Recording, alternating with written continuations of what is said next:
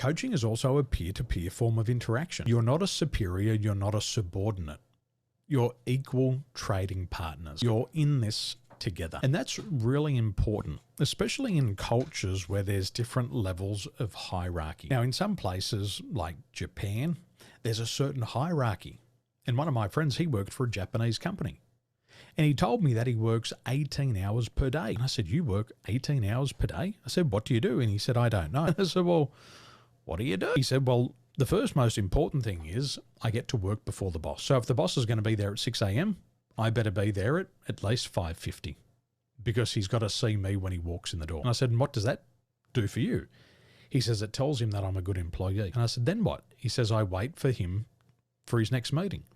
And if he's going to go to lunch, I've got to get the lunch prepared and make sure everybody's there and entertain them. And I said, well, what are you doing to midnight? He says, well, I'll just wait for the boss to leave. Because if I'm there last, it means I'm a good employee. Now, just because you're the first in and the last out, does it make you a good employee? I see those heads shaking. No, it just has to do with culture. So if you're trying to coach from a subordinate position and try to coach a superior, it's not going to work. If you're a superior looking down and you're coaching from a superior to a subordinate position, you're equal trading partner. You take your badge, all the titles stay at the door, and you're eye to eye and you're equal trading partners. Does that make sense? You're in this together.